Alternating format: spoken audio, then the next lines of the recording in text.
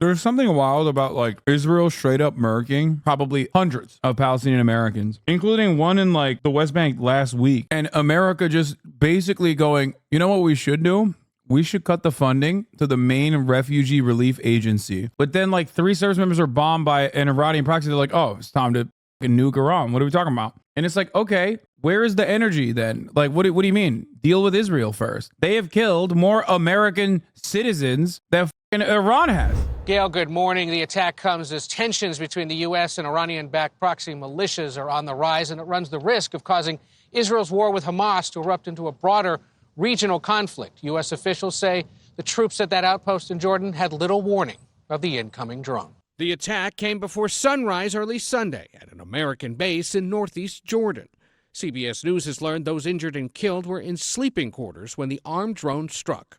The outpost, known as Tower 22, supports U.S. Special Forces operating inside Syria, where they're under constant threat of attack.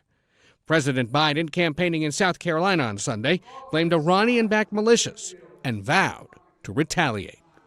We lost 3 brave souls in an attack on one of our bases, and we shall respond. Since the Hamas invasion of Israel in October, U.S. military sites in Iraq and Syria have been attacked more than 160 times. Sunday's deadly attack sparked bipartisan condemnation and swift Republican calls to directly attack Iran now. Rushing. Bro, Trump literally needs to do nothing. He's just doing the kick back and enjoy the show strategy. I feel like it is the dumbest thing you could do to put your entire lineage and like the re-election chances you have directly in the pooper in a blender and just blending that at the behest of a dude who very openly has mentioned, Netanyahu, who's very openly mentioned that he hates you and does not want you to get reelected and wants Trump to get reelected. It does not make any sense that Brandon is expanding the conflict, making it worse, and every step of the way, the media is literally going, well, they're trying to retaliate in a way that doesn't escalate. And it's like, what do you mean? Pull out. Pull back. This is ridiculous. Do diplomacy. Pressure Israel to stop doing genocide. It is both the moral position and the pragmatic one. Do you want to win the election or not? The Pentagon has yet to identify the dead or their military units pending family notifications.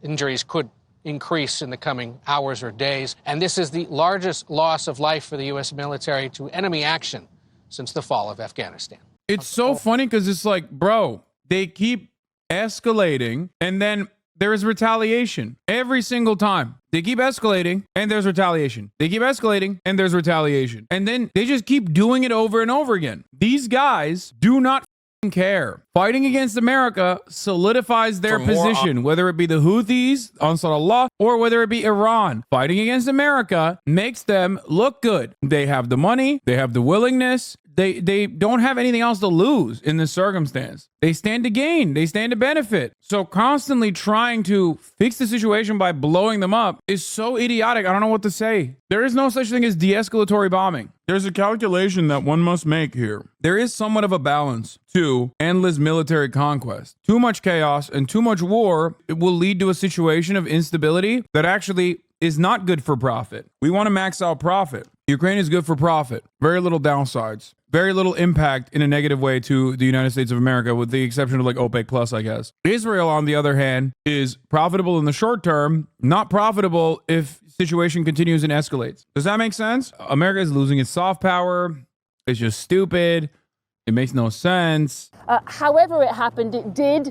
Three U.S. servicemen are now dead, and the Middle East is bracing for the U.S. response.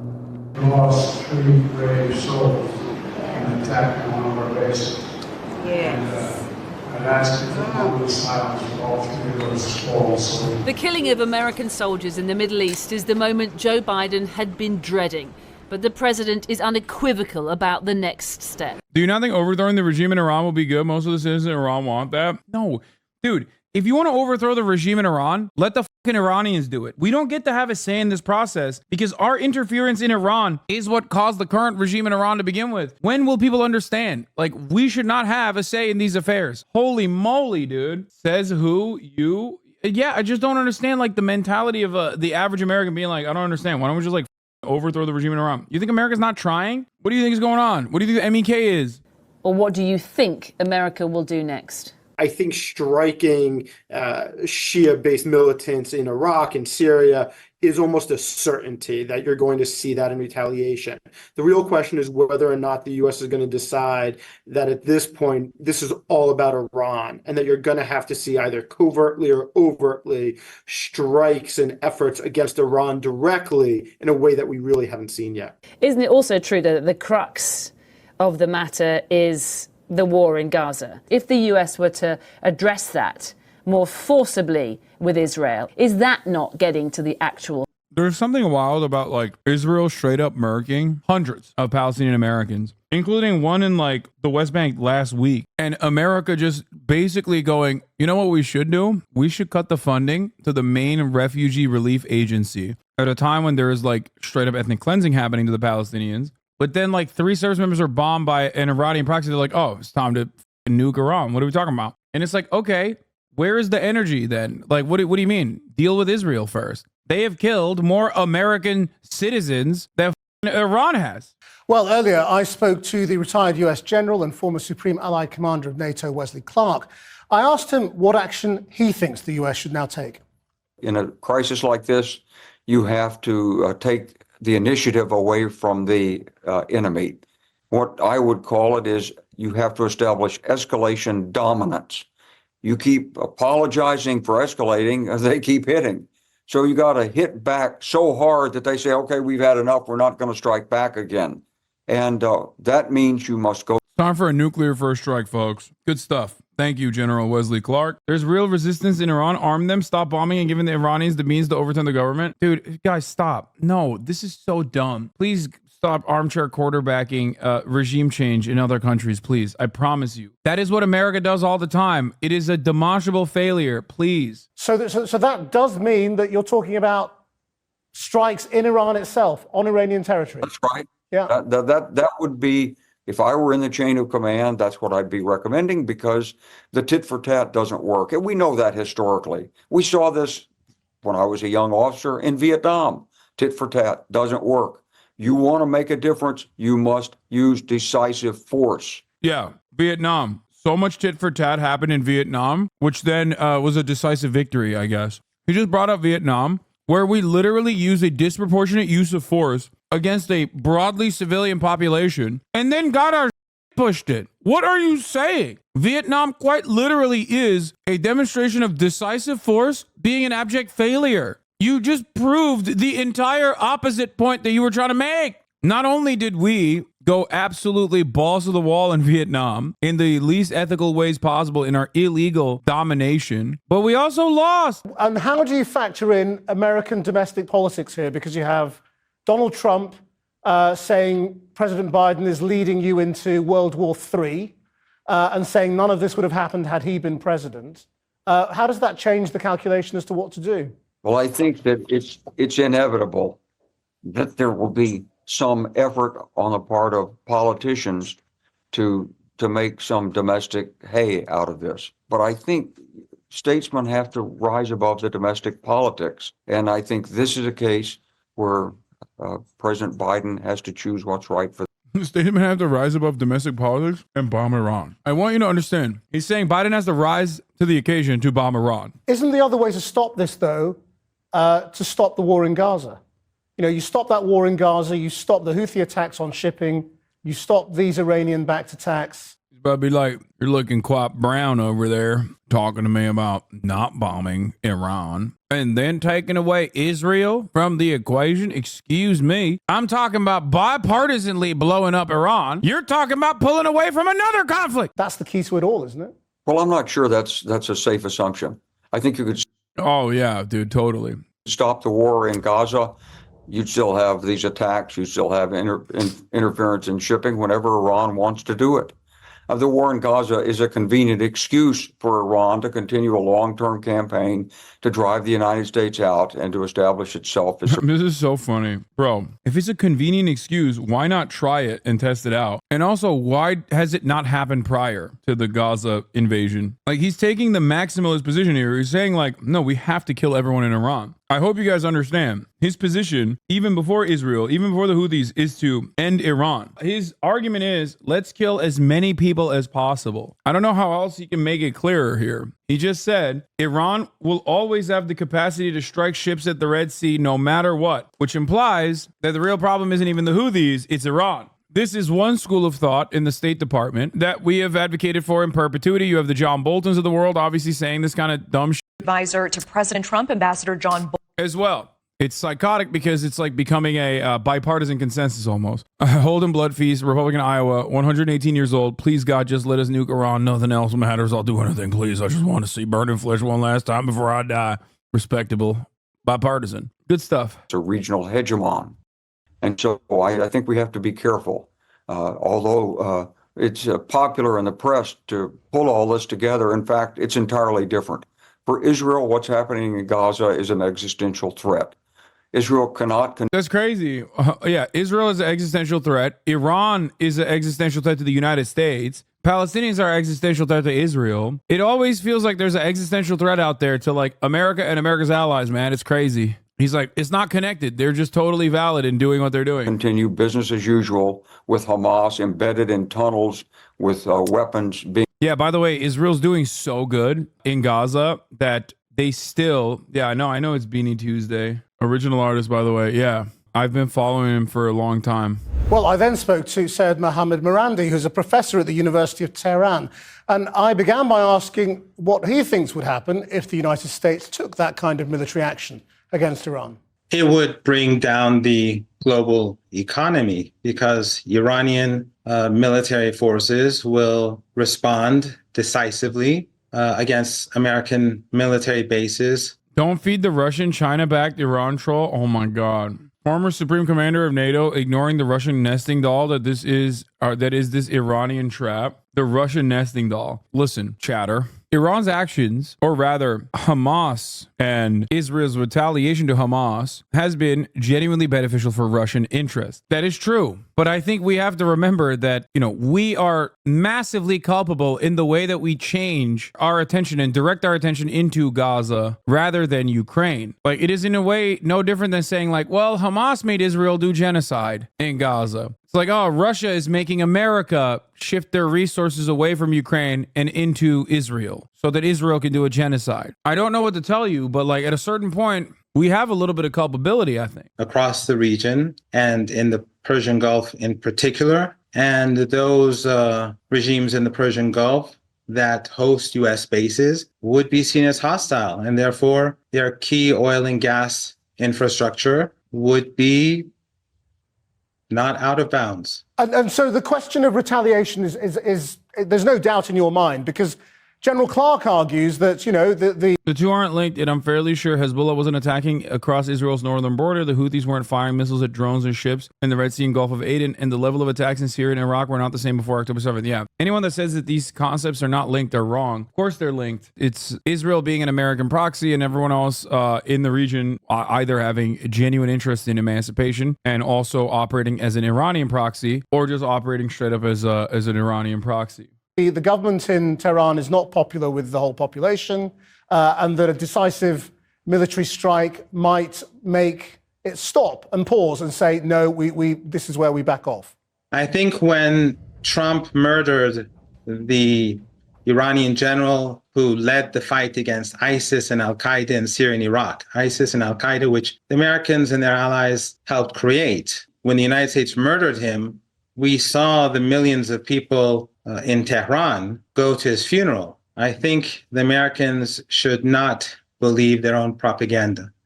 What is Iran's strategy? Is it trying to say, unless you stop the bombing in Gaza, all of this is going to get worse? That's not an Iranian strategy. That's clear as day to everyone. The United States likes to think, or likes to pretend, and your government likes to pretend, that everyone in this region is an Iranian proxy. Yemen is an Iranian proxy. Lebanon is an Iranian proxy. Hamas is an Iranian proxy. Iraqi is if that's the case, then we are the superpower, not the United States. But all of those structures do get support from Iran, don't they? There are Iranian Revolutionary Guard in Syria. You send weapons to the Houthis. It's clear that there are clear lines. So I'm just trying to work out what is the strategy to stop Israel, or what is the current Iranian government strategy? As long as this continues, the situation is going to get worse. And have no doubt that the United States will not win this battle. Do you think we are now on the road to a big escalation and, I mean, really a world war? I don't think the United States is that stupid to launch an attack on Iran, because it will destroy the world economy. And the United States is already losing the war in Ukraine, and in its competition with China, it's not doing well at all. This is not a war that the Americans can win. It will definitely lose. I mean, that's very interesting, because it's exactly what General Clark said is the Iranian view, that as long as they think America won't attack them with full force, they will carry on doing what they're doing. And you're sort of illustrating that point. Have no doubt, Iran is fully prepared for an American strike. But the United States will feel the consequences immediately. Iran is not Yemen. Iran is not Iraq. Iran is not Syria, and it's not Hamas. It's not even Vietnam. The United States would be making the greatest miscalculation of the 21st century and the 20th century combined. Mr. Morandi, thank you very much indeed. Thank you. I like that Wesley, guys, stop posting Millennium Challenge. I know. They had to they got owned by the Iranian Revolutionary Guard in the Millennium Challenge. I know, I've talked about it a million times over. The real problem is that this dude is kind of riding Iran too hard. He's right.